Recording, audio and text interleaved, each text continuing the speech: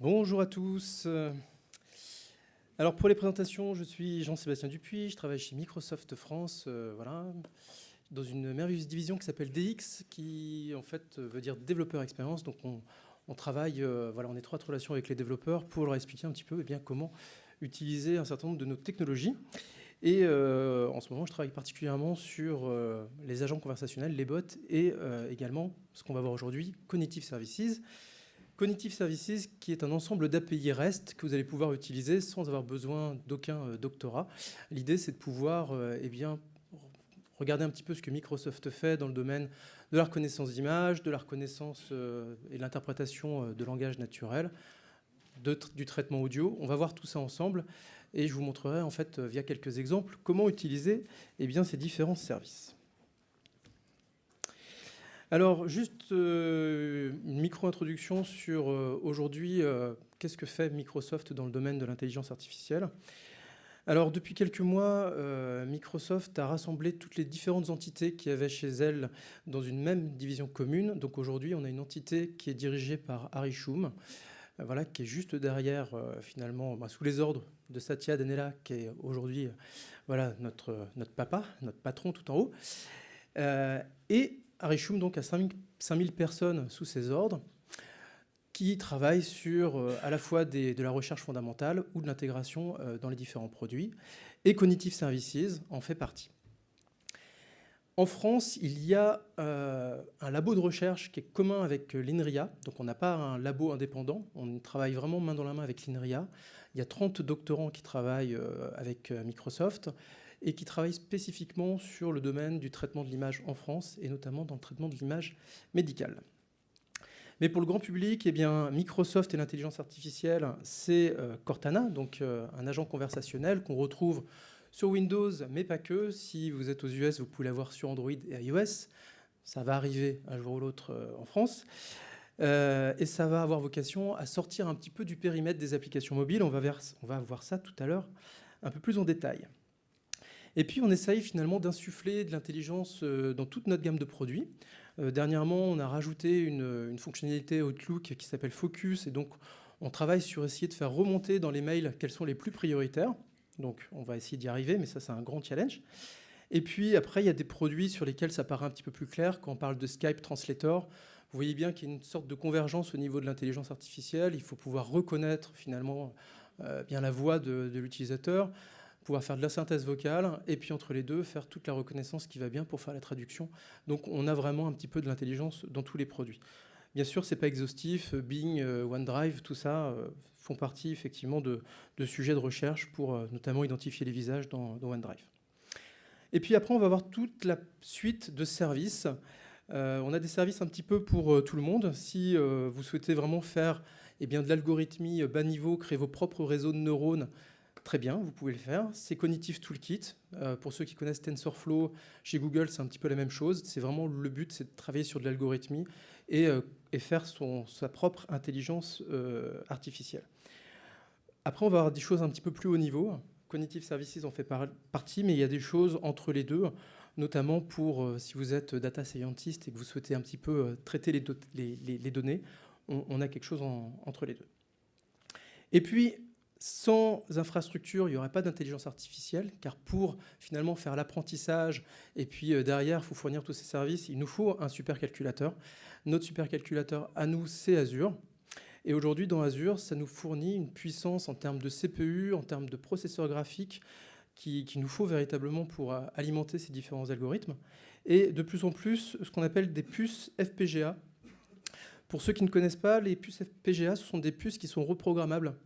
Pas au sens on va mettre du code dedans, c'est au sens véritablement, la puce, on va la reprogrammer, il y a des petites portes avec des oui-non à l'intérieur, et on va simplement lui dire, OK, tu vas faire un calcul différent.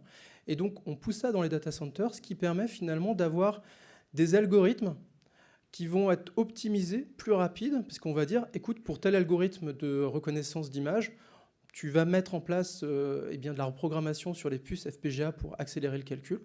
Et pour de la synthèse vocale, tu vas avoir une autre programmation pour tes puces FPGA, de manière à accélérer à chaque fois les temps de calcul qui vont bien derrière tout ça. Donc, avec tout ça, on peut faire de l'intelligence artificielle. Et on va aller un petit peu plus dans les détails. Alors, je vais commencer non pas par le sujet fondamental, mais j'aime bien commencer là-dessus. On a énormément de travaux qui sont faits autour du traitement du langage. Et l'idée quand même derrière tout ça, c'est surtout de conquérir un nouveau marché qui est celui des agents conversationnels. Alors si vous avez expérimenté du Google Now, du Siri, du Cortana, eh bien, vous avez déjà utilisé finalement des agents conversationnels, vous avez déjà discuté avec une machine. Eh bien, on va avoir cette démarche.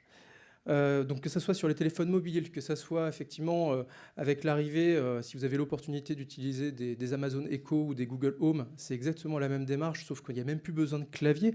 Vous allez finalement avoir ce type de conversation directement dans votre salon.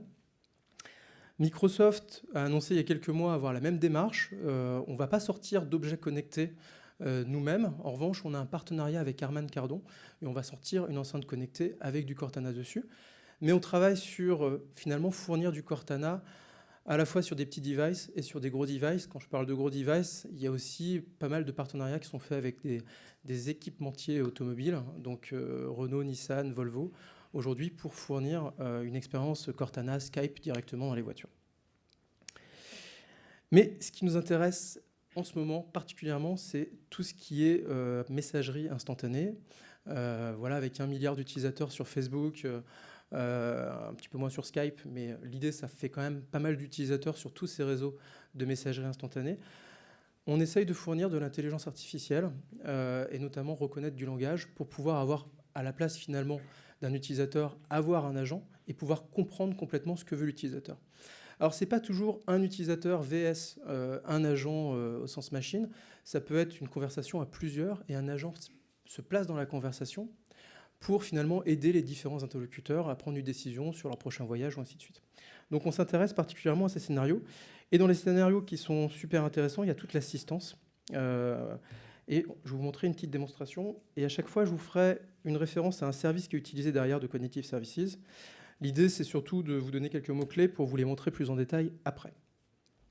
Alors, imaginons que voilà, j'ai fait l'acquisition dernièrement d'une superbe voiture. Et donc, je souhaite l'assurer. Donc là, on a un site d'assurance un petit peu classique. Soit j'ai la possibilité de me déplacer dans le site de l'assurance et puis commencer à essayer de trouver quelle va être la meilleure offre du moment. Soit je vais pouvoir discuter directement avec un agent. Alors, c'est là où j'espère que j'ai du réseau, mais théoriquement, tout va bien se passer. Donc, je lui dis « Hello », il me répond « Ok, je suis votre bot », ainsi de suite. Si je commençais à lui parler potentiellement en espagnol, on va me répondre en espagnol, et si je lui parle en français, on va me répondre en français. Donc la première approche, et ça c'est un premier service qui s'appelle Text Analytics, ça va être forcément de pouvoir reconnaître automatiquement le langage dans lequel on parle. Donc ça, on fournit ça clé en main, c'est une API qui permet donc de reconnaître le langage. On reconnaît à peu près 120 langages aujourd'hui, et on peut utiliser ça dans le bot. Ensuite, je vais me remettre en anglais pour la bonne raison que la démo derrière, j'ai que les fichiers de ressources en anglais pour le moment. Voilà, mais on va pouvoir commencer à lui poser quelques questions. Donc, traditionnellement, what can you do? OK. Where are you located?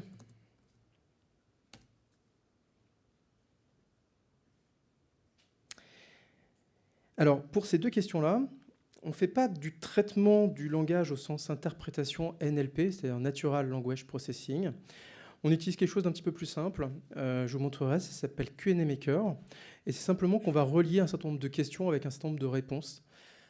On fournit pas mal de questions, pas mal de réponses, et après, le modèle est entraîné et il va toujours se débrouiller pour trouver parmi les réponses que j'ai celle qui est la plus appropriée par rapport à la question de l'utilisateur. Donc pour toutes les questions un petit peu de type off-topic, comme ça, généralement on ne s'embête pas à faire un entraînement un peu plus lourd avec du NLP. On va simplement se traiter ce type de scénario avec Q&A Maker. En revanche, si on a besoin de faire une action qui n'est pas de retourner du texte ou qui va être de récupérer réellement des mots-clés spécifiques dans une phrase, donc là c'est relativement simple, mais je ne vais pas retourner du texte. Donc là, je vais dire « je veux une assurance ». Là, on va faire du traitement du langage. Donc là, on va attaquer quelque chose qui s'appelle Louis. Et on va commencer une action dans le bot. Donc je veux une assurance. OK, j'ai la possibilité de choisir différents types d'assurances. Moi, je vais m'intéresser aux voitures. Est-ce que je suis un client existant? Alors, je ne me suis pas authentifié sur le portail. Voilà, on a un petit contrôle qui s'appelle Web Chat Control. J'ai la possibilité finalement de ne pas sortir du Web Chat Control pour essayer quand même de faire cette authentification, parce que sinon je sors de la conversation et je reviens, c'est pas très agréable. Donc je vais lui dire « Ok, je suis bien un client existant ». Pour le contexte de cette démo, je m'appelle Alice Olson, pas de question. Voilà. Un numéro d'identification qui est très compliqué, 1, 2, 3, 4. Alors c'est connecté derrière sur une véritable base de CRM. Donc là, on est en train de vérifier un petit peu ce qui existe au niveau de mon profil utilisateur. On détecte potentiellement que j'ai déjà certaines polices d'assurance, donc on fait une petite ristourne de 10%, c'est plutôt sympa. Et en plus, on va me proposer de l'upsell, c'est-à-dire qu'on va détecter, toujours dans la base CRM, là il n'y a pas d'intelligence, on va détecter que j'ai une fille de 16 ans, et donc potentiellement que c'est l'opportunité de la rajouter sur la police d'assurance. Donc, ok, on va dire oui, on n'est pas contre. Ensuite, je vais avoir des questions un petit peu bateau sur voilà, quel est le modèle de ma voiture. Donc là, toujours pas spécialement d'intelligence. Renault. J'ai pas d'action chez Renault. Voilà, Mégane. Donc là, on va avoir des questions. 2014. Et je vais avoir théoriquement une question intéressante derrière. Alors, est-ce que j'ai une photo de la voiture? À ce moment-là du scénario, c'est pas très clé. C'est plutôt plus intéressant dans un an, potentiellement, si j'ai crashé la voiture, d'envoyer des photos à ce moment-là. En revanche, c'est intéressant dans le contexte, parce que pour les bots, le traitement du langage, c'est une chose, le traitement des images, c'est aussi intéressant, car on peut toujours soumettre des photos et on va pouvoir les analyser. Donc, imaginons que je dise oui, on va être en attente d'une image, je vais pouvoir la soumettre, je vais soumettre potentiellement ce magnifique vélo.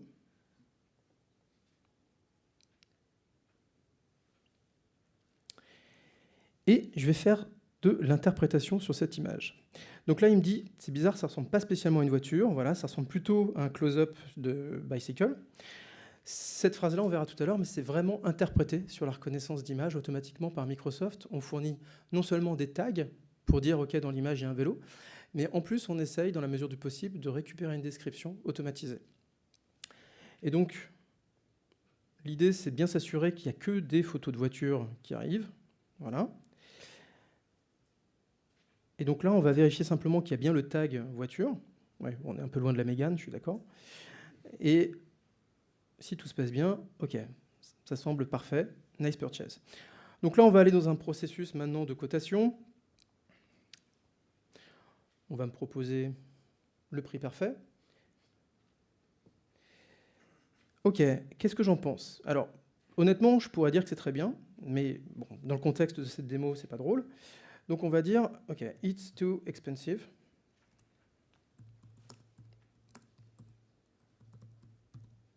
I hate you. On va être... ouais, faut y aller, quoi. Alors, une deuxième chose qui est tout le temps demandée dans un scénario bot, c'est qu'à un moment donné, aujourd'hui, le bot a forcément une fin dans la discussion. Il y a toujours un moment où il ne trouve pas une réponse, malheureusement. Je pense qu'à terme, on aura de moins en moins. Mais on peut du coup interpréter aussi les sentiments dans une phrase. Et l'idée, c'est dès qu'on voit que ça commence finalement à complètement déraper dans la conversation, on peut du coup avoir un déclencheur là-dessus et basculer sur un humain. Donc là, il y a un humain qui va rentrer dans la conversation.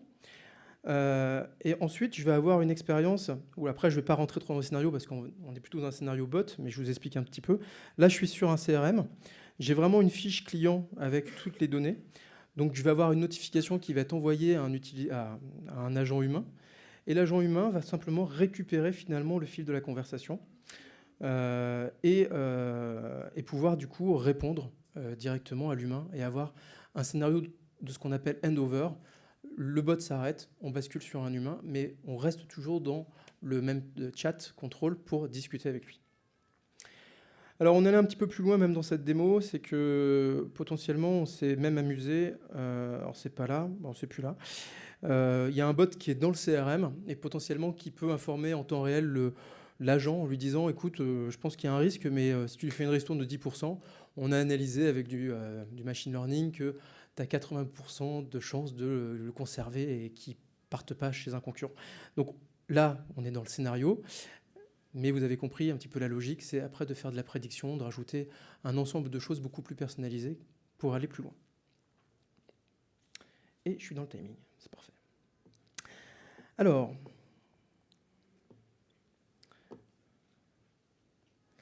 si ça vous intéresse, au-delà de la partie Cognitive Services, si ça vous intéresse de partir sur un scénario bot, sachez que Microsoft fait un framework qui s'appelle le Microsoft Bot Framework, qui est open source, qui existe en C# et en Node.js. Et si ça vous intéresse, eh bien, je vous invite à aller voir un petit peu les exemples d'usage que vous pouvez en faire. Mais on va se focaliser plutôt sur l'intelligence qui est derrière et sur Cognitive Services. Alors ça, c'est la slide qui fait un petit peu peur. Voilà, n'ayez pas peur. C'est l'ensemble des services que Microsoft propose autour de l'intelligence. Donc ce que vous avez sur la gauche, c'est si vous faites des scénarios vraiment très personnalisés, on a toujours besoin de capter finalement de l'information. Imaginons que vous ayez des robots avec des capteurs, par exemple, de température. Vous en avez des millions et vous souhaitez ces millions de capteurs envoyer de l'information au même moment. On peut finalement emmagasiner tout ça. On a la possibilité de scaler Azure pour que vous récupérez l'ensemble de vos données à un instant T. Donc, on va récupérer les données, on va pouvoir les stocker et on va pouvoir faire de l'analyse à chaud, à froid, sur ces données avec du machine learning. Donc, je ne vais pas rentrer là-dedans. Moi, ce qui va m'intéresser, c'est vraiment la brique qui est à droite, qui s'appelle Intelligence, et entre autres dans laquelle il y a Cognitive Services. Et juste avant de parler de Cognitive Services, je vais vous montrer cette petite vidéo, et je reviens dans 3 minutes.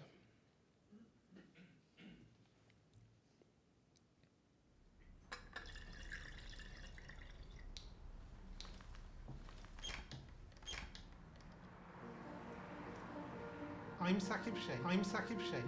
I lost my sight when I was 7, and shortly after that, I went to a school for the blind. And that's where I was introduced to talking computers, and that really opened up a whole new world of opportunities. I joined Microsoft 10 years ago as a software engineer.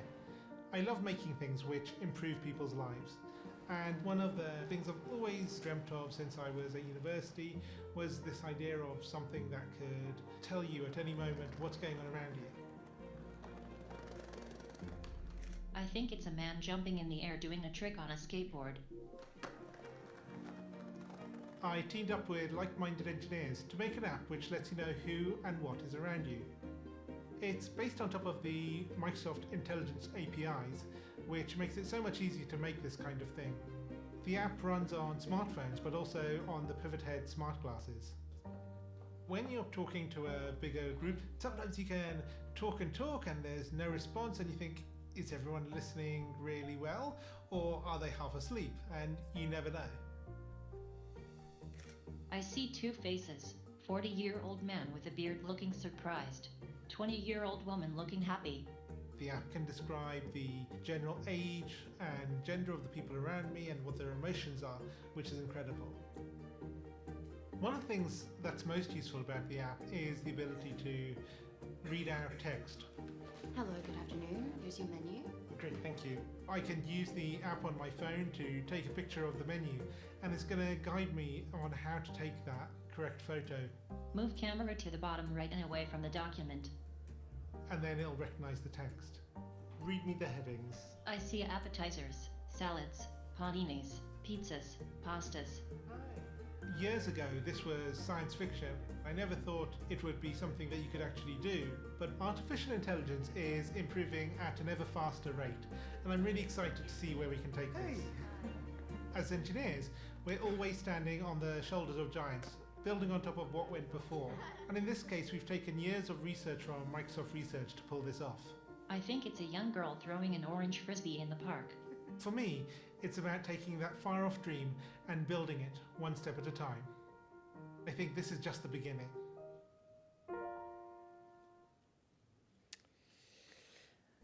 Alors, on n'a pas fait de Smart Glass, on est d'accord. Donc, les Smart Glass ne sont pas du tout faits par Microsoft. Nous, on propose que la partie service qui est derrière, mais en revanche, l'application existe réellement.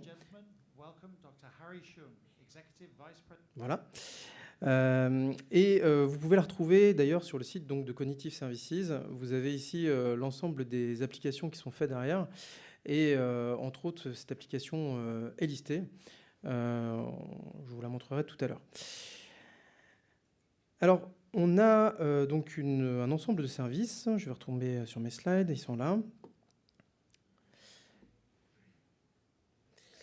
Donc, les services Cognitive Services, c'est un ensemble de services REST que vous pouvez donc utiliser de manière complètement agnostique à la plateforme. Donc, que ce soit sur Android, iOS, Windows, vous pouvez les utiliser. La plupart sont utilisés donc chez nous dans nos services, Cortana, Bing, et ainsi de suite. Et on s'occupe de travailler sur finalement 5 grandes catégories. Tout ce qui va être vision avec le traitement de l'image, donc c'est ce qu'on vient de voir. Speech sur le traitement audio, la reconnaissance vocale. Langage, tout ce qui va être traitement du langage. Et knowledge pour l'analyse de la connaissance. Je vous montre ça dans un instant. Search sont des API beaucoup plus classiques où on va faire une recherche sur Bing Search pour récupérer tout simplement des images ou des articles. Et dans les détails, c'est 24 API différentes que vous pouvez aller utiliser. Et on va regarder un petit peu plus en détail certaines de ces API et notamment ce que j'ai montré dans le code tout à l'heure. Alors, la première, ça va être Q&A Maker. Donc, l'idée de Q&A Maker, c'est si vous allez sur le portail, vous pouvez créer un nouveau service. On va l'appeler Devox. On peut prendre une URL. Donc, c'est une URL de fac potentiellement existante. Donc, on accepte via ce service soit des fichiers de type FAQ classique. Donc, ça ressemble à ça. Soit on peut récupérer directement des fichiers, ou depuis peu, on a la possibilité même d'avoir une API qu'on va utiliser pour directement, dynamiquement, fournir des questions et des réponses directement auprès du service. Donc là, je vais renseigner mon URL. Et je vais lui dire create. Donc là, il va simplement parser finalement le site d'Office 365. Il va me générer les questions et les réponses. Et à partir de ça, je vais pouvoir commencer à tester. Donc, entre autres, si je retourne, je vais aller un petit peu vite, mais on a un certain nombre de questions.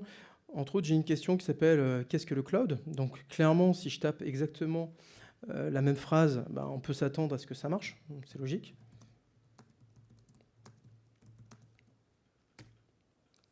Donc là, il va bien me retourner le cloud maintenant. Si je commence à taper quelque chose d'un petit peu approximatif, c'est quoi le cloud? Je tombe encore plutôt bien. En revanche, si je commence à lui demander c'est quoi le nuage, bon là, il va être complètement perdu. Alors, c'est pas grave, il est perdu, mais je peux lui dire, OK, c'était pas cette réponse-là, c'était bien la réponse sur le cloud. Et dans ces cas-là, je veux sauvegarder et réentraîner le modèle. Donc on a quand même une phase d'apprentissage, même si on fait cette association question-réponse. Et du coup, ça va être ajouté à la base de connaissances. Donc je vais voir, voilà, qu'est-ce que le cloud, c'est quoi le nuage. Donc je vais me retrouver quand même avec pas mal de questions-réponses qui vont parfois être les mêmes au niveau réponse. Mais ça va me permettre finalement d'enrichir mon modèle assez facilement. Et pour des scénarios bots, c'est super pratique, car je n'ai pas besoin de faire quoi que ce soit côté dev et côté code. Ça peut être fourni directement à une entreprise qui va enrichir ses modèles avec ses questions et ses réponses. Et je vais pouvoir, moi, juste récupérer la réponse et la fournir à mon utilisateur. Donc c'est super pour tout ce qui est off-topic, où les choses, vous n'avez pas forcément d'action très compliquée à faire dans le bot derrière. Ensuite, une fois que j'ai fait ça, je vais simplement pouvoir avoir à entraîner, à publier, voilà, c'est ce que je voulais faire, à publier. Et ça va me donner un point d'entrée, c'est juste une requête HTTP en mode post que je vais faire. Et donc ça, je vais pouvoir l'intégrer où je veux. Donc ça peut être intégré dans un bot, ça peut être intégré dans une application. C'est juste une URL web sur laquelle j'envoie une question et ça va me retourner une ou plusieurs réponses avec un niveau de confiance associé. Donc ça s'appelle Q&A Maker, très pratique. Ensuite, quand on va aller plus loin, on s'attaque à vraiment de l'interprétation du langage. Alors, l'interprétation du langage, que vous utilisiez des services Microsoft ou d'autres services du marché, c'est à peu près toujours le même modèle. vous avez généralement un scope fonctionnel. Ce que je veux dire, c'est que votre application, elle n'a pas vocation à tout comprendre. C'est-à-dire que potentiellement, même si elle comprend que vous souhaitez la météo, si elle n'a pas les données de météo, ça ne sert à rien. Donc si on est dans une solution un peu de type City Guide, donc typiquement TripAdvisor, le scope fonctionnel de l'application, ça va être de faire des réservations de restaurants, d'hôtels.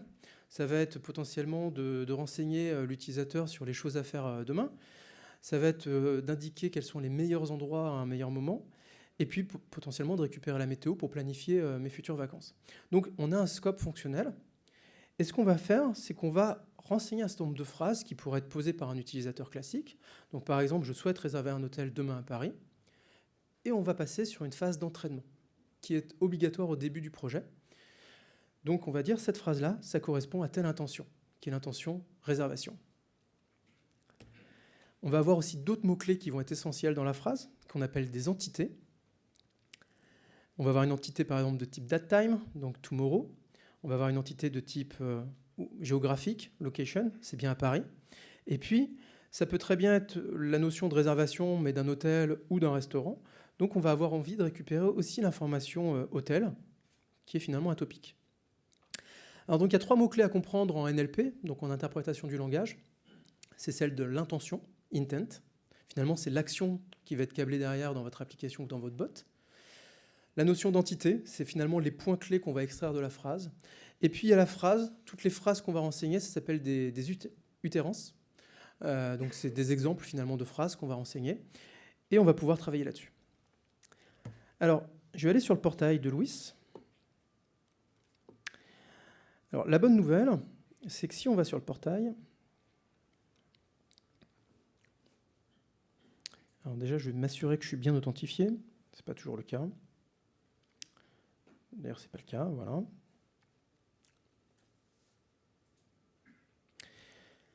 Alors, la première bonne nouvelle, c'est que pour un certain nombre de scénarios, vous n'avez pas besoin de faire d'entraînement, car on expose également un point d'entrée qui est le point d'entrée de Cortana.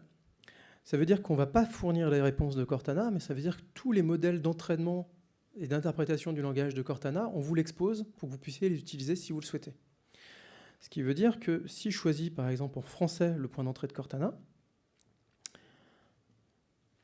je souhaite réserver un restaurant japonais à Paris demain, on va pouvoir lui envoyer cette phrase et si tout se passe bien, on va interpréter automatiquement la phrase. J'ai pas eu besoin d'entraîner du tout le modèle. Donc on va récupérer la notion find place, donc ça c'est vraiment l'intention, et ensuite on va récupérer les entités dont je vous parlais tout à l'heure, donc la notion de restaurant, la notion de type de cuisine, c'est de la cuisine japonaise, la notion de Paris et la notion demain avec effectivement la date de demain. Et à partir de ce moment-là, bien ça va être finalement dans un scénario bot ou dans une application, on va récupérer la phrase de l'utilisateur. Cette phrase de l'utilisateur, on va l'envoyer à Louis, qui va servir de boîte noire. On va récupérer ce fichier côté bot et du coup, on va pouvoir avoir une action sur des web services, sur une base de données pour véritablement réserver un restaurant pour l'utilisateur demain. Donc on ne fournit pas la réponse, mais on donne le modèle de compréhension de la phrase. Si vous souhaitiez étendre finalement les scénarios à un cas de figure qui vous est propre, parce qu'aujourd'hui on va supporter une 50aine d'intentions qui sont documentées, mais clairement, on n'a pas vocation à aller reconnaître pendant des pièces de voiture. Donc si vous voulez un carburateur ou des choses comme ça, on va falloir entraîner le modèle. Et donc si je voulais finalement recréer Cortana, eh bien je ferais Cortana Devox. Donc là je crée une nouvelle application. Le seul élément important, c'est de dire dans quelle culture vous voulez les faire. Donc là je vais le mettre en anglais pour le moment. C'est ma clé, ça c'est pas grave. Et on crée une nouvelle application. Alors, on va avoir un dashboard. Pour le moment, je ne vais pas trop rester là-dessus. Et on va retrouver la notion d'intent et d'entité. Alors, je vais retourner sur intent. Et donc, on va, par exemple, vouloir refaire exactement ce qu'on a fait avec Cortana. Donc, je vais vouloir entraîner un scénario de type make reservation. Donc là, c'est juste du texte. Vous lui donnez vraiment le nom que vous voulez. Donc, je vais appeler ça make reservation. Je fais sauvegarder. Et là, je vais pouvoir renseigner des itérances. Donc, pour chacune des intentions, on considère qu'il faut une vingtaine de phrases pour, au début, avoir quand même un modèle qui est à peu près correct. Je vais le faire avec beaucoup moins ici. Donc, je vais dire, je veux un hôtel in Paris.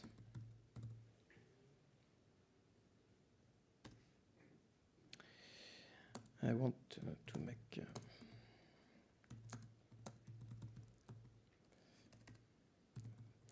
reservation in London.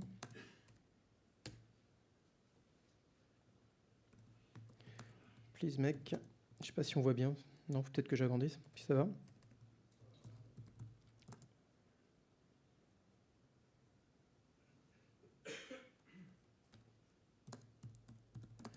Un hotel reservation.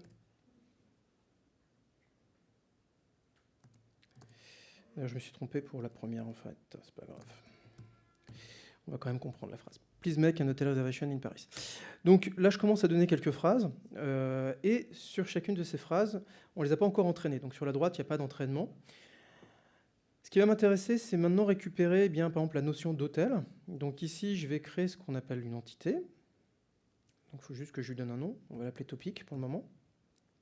Donc create entity. Voilà. Hôtel, c'est pareil, c'est un topic. Mais j'ai pas envie d'entraîner finalement Londres et d'entraîner Paris, ni sur la notion de tomorrow, d'ailleurs je ne l'ai pas utilisé.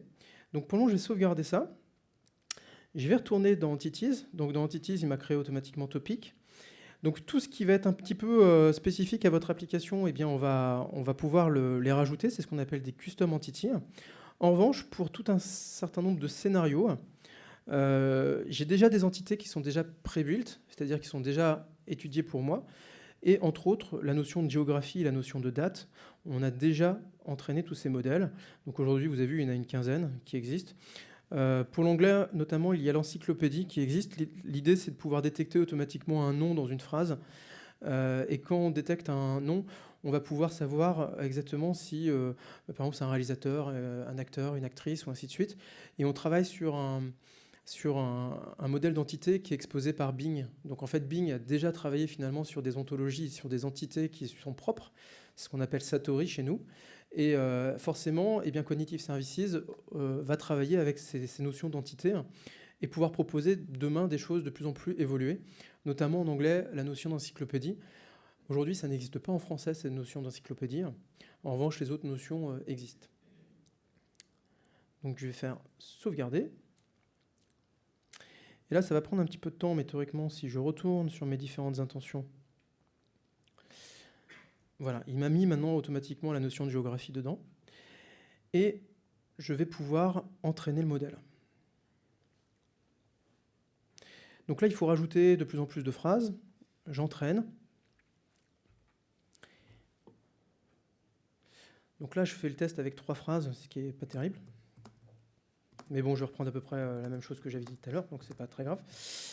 Want to make, je sais plus, restaurant reservation par exemple. Je crois que je l'avais pas mis ça. Restaurant reservation in Paris tomorrow.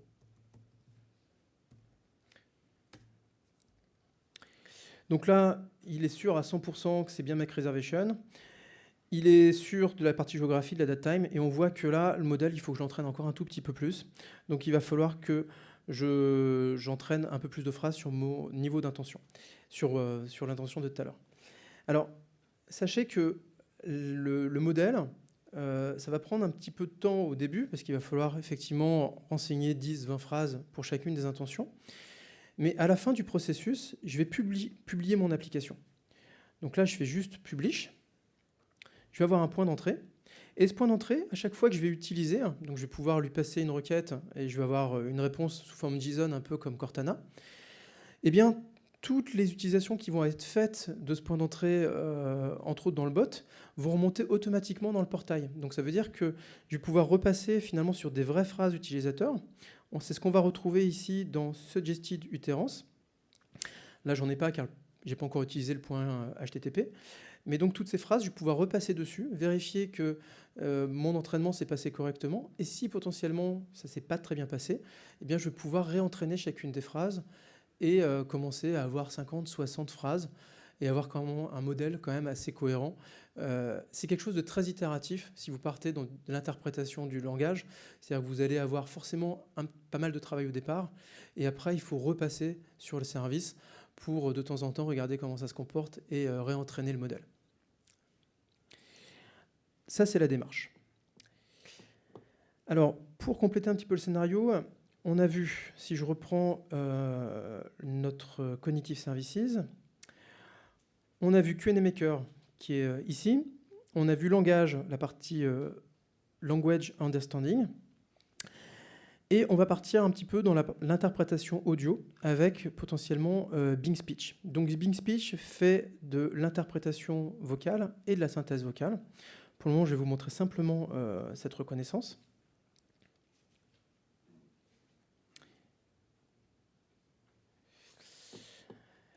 Alors, on a un SDK qui existe pour Windows, pour Android, pour iOS. On a même un SDK pour JavaScript. L'idée, c'est de pouvoir, eh bien, tout simplement... Alors, j'espère que le micro, ça va aller.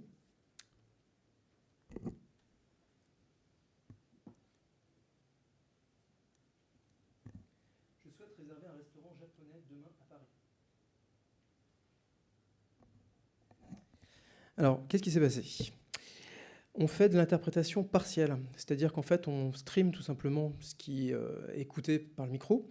Donc, vu que c'est du streaming, eh bien, on prend tout simplement les petits chunks de messages, on les récupère côté serveur, et à chaque fois qu'on récupère un bout de streaming, on interprète. Donc, c'est pour ça qu'on fait de l'interprétation partielle. Dès qu'on reçoit quelque chose, on essaye d'interpréter un bout de phrase. Et donc, ça vous permet d'avoir finalement une restitution qui est faite auprès de l'utilisateur. Il voit concrètement ce qu'il est en train de raconter. À la fin de l'histoire, dès qu'il y a un blanc dans la conversation, eh bien, on va essayer de récupérer exactement la phrase avec un niveau de confiance le plus élevé. Donc ici, le niveau de confiance le plus élevé, c'est bien « Je souhaite réserver un restaurant japonais demain à Paris ». Et puis sinon, il y a d'autres interprétations, potentiellement avec un niveau de confiance un petit peu moins élevé. Et je me suis permis, à la fin, quand on est sûr de la phrase, je prends la première et je vais la fournir à Cortana, donc à Louis. Donc j'ai la possibilité de mettre du Louis derrière pour que cette phrase soit interprétée directement par Cortana et qu'on me donne vraiment l'intention avec les différentes entités.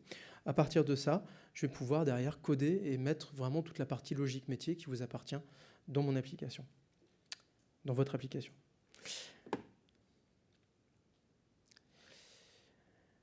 Alors, on a vu un petit peu près tout ça. Et je vais vous parler un petit peu de vision. Je ne vais pas pouvoir passer sur toutes les API, mais il y a deux API que je voudrais quand même vous montrer.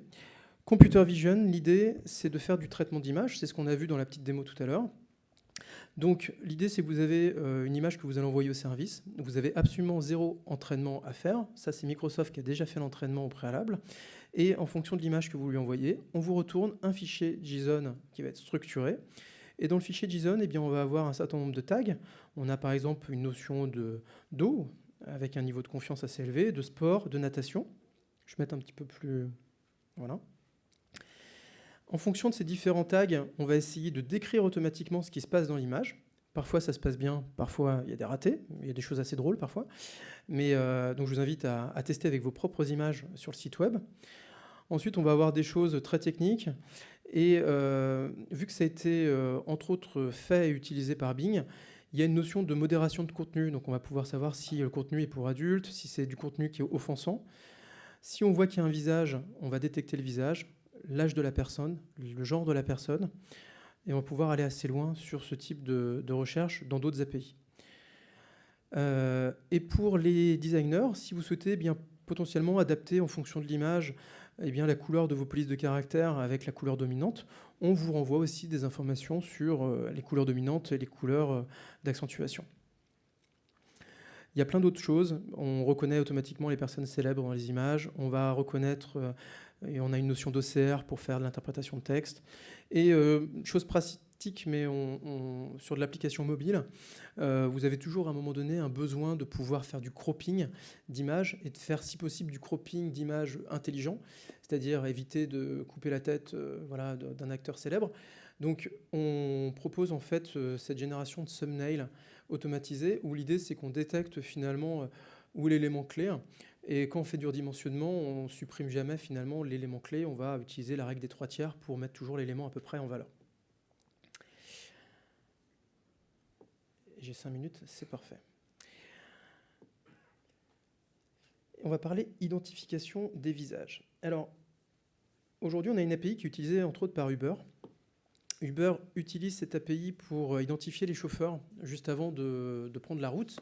La première chose qu'ils font, c'est qu'ils prennent leur application Uber professionnelle. On leur demande tout simplement de s'identifier sur l'application et on vérifie que c'est bien eux qui prennent le volant et qu'ils n'ont pas fourni finalement le véhicule à quelqu'un d'autre. Donc Uber l'utilise pour faire un scénario un petit peu de double authentification. Et aujourd'hui, on propose de la reconnaissance avec 27 points qui sont récupérés dans l'image. En complément de ces 27 points, on va savoir un petit peu où se place la tête en termes de positionnement. Et on va pouvoir récupérer également un certain nombre d'informations additionnelles. Donc là, heureusement, cette personne n'a pas de moustache, heureusement. Mais donc on peut savoir s'il y a de la moustache, si barbu, et sideburns, ça veut dire roux flaquettes. Donc si on a des roux flaquettes, on peut le savoir également. On a également des... Oui, c'est un terme d'un autre temps, mais c'est la seule traduction que j'ai trouvée. En termes de... On peut savoir également si elle porte des lunettes de vue ou des lunettes de soleil. On va pouvoir remonter toutes ces informations assez sympathiquement. Alors ça, c'est bien de pouvoir identifier un utilisateur, mais moi, ce que j'aimerais bien, c'est pouvoir potentiellement faire de l'entraînement pour dire, OK, tel utilisateur, c'est bien Jean-Sébastien, telle utilisatrice, c'est bien Shirley, et commencer à avoir un modèle d'entraînement où je vais renseigner différentes images pour dire que c'est telle ou telle personne qui appartiennent à ma division et commencer à instruire ce modèle. Eh bien, on propose ces API-là, et donc là, je vous propose la seule vraie portion de code de la session. Alors ça, c'était une petite démo que j'avais fait il y a quelques temps où je m'étais amusé à simplement identifier les personnages des Avengers. Donc on retrouve ici sur la droite Black Widow, Captain America, Daredevil. Donc j'ai des petits répertoires comme ça avec un certain nombre d'images. Donc là, on retrouve bien Daredevil. Voilà. On retrouve plusieurs images de Daredevil avec des lunettes. Et on va faire de l'identification. Donc on va entraîner dans un premier temps le modèle. Ça prend un petit peu de temps, du coup je ne vais pas pouvoir le faire dans les 2 minutes qui me restent, mais je vous explique simplement le concept. C'est qu'ici je parcours simplement les répertoires que j'ai sur la droite. Je crée un groupe qui s'appelle... Ça n'a rien à voir avec ça. Voilà. Je crée un groupe qui s'appelle Marvel. Pour chacune des personnes qui sont dans le groupe, eh bien, je vais simplement énumérer les différents répertoires. Je prends le nom du répertoire en question et je crée une personne qui est associée à ce répertoire et je prends chacune des images qui est à l'intérieur et je lui dis « Écoute, telle image, tu reconnais la personne qui est dessus. Il n'y en a qu'une seule, parce que forcément, il faut qu'il n'y en ait qu'une seule dans ce cas-là. Je te confirme que ça correspond bien à Daredevil, à Black Widow, à Captain America. » Donc on fait cette identification. Et à la fin, je vais avoir un modèle que je vais pouvoir appeler. Donc ça, c'est la deuxième phase. Une fois qu'on a entraîné le modèle, je vais pouvoir tout simplement faire de l'identification et envoyer une image, je vais lui demander qui est dessus. Donc là, j'ai une photo des Avengers. Et je vais démarrer. Alors, ce n'est pas la démo la plus spectaculaire, hein, vous avez que du texte, mais on va remonter finalement les différents personnages. Alors, dans l'image, j'ai également Hulk, pour des raisons que vous comprendriez. Ça n'a absolument pas du tout interprété. De toute façon, j'ai essayé, le visage n'est absolument pas reconnu. Mais bon, c'est la démarche est là. Voilà, et je suis dans les temps. Si vous voulez avoir un petit peu plus d'éléments sur tout ça, eh bien, il ne reste plus que à regarder un petit peu les exemples de code et puis surtout à aller sur le site microsoft.cognitive, microsoft.com/cognitive. En fait, sur toutes ces API-là, vous avez des démos qui sont associées et surtout, vous pouvez utiliser toutes ces API gratuitement pour de la démo. L'API la plus chère aujourd'hui, c'est la notion de computer vision, donc la détection d'images. Si vous allez tout en bas de chacune de ces API, vous pouvez regarder. Vous avez droit ici à 5000 appels par mois de manière gratuite. Et ensuite, si vous voulez partir dans des choses plus au-delà des 5000 appels, eh bien, on facture 1,50 $ les 1000 appels. C'est ce qu'il y a de plus cher aujourd'hui sur l'ensemble de ces services. Chaque service a une facturation séparée, donc il faut bien regarder un petit peu ce qui se passe derrière. Donc, je rappelle ensuite la slide, je la mets en gros plan. Pour le framework que je vous ai montré tout à l'heure, c'est dev.botframework.com, et pour Cognitive, c'est microsoft.com/cognitive. Il me reste 9 secondes. Est-ce que vous avez des questions ?